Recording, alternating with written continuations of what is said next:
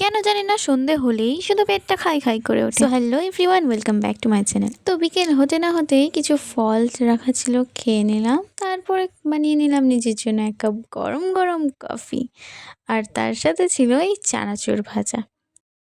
তো এটা খাওয়ার পর তারপরে খেয়েছিলাম একটুখানি ছানা, কিন্তু তাও আমার পেটে খিদে মেটেনি, তাই বানিয়ে নিলাম একটুখানি ম্যাগি। তো তারপর রাতে খেয়েছিলাম রুটি আর দুধ।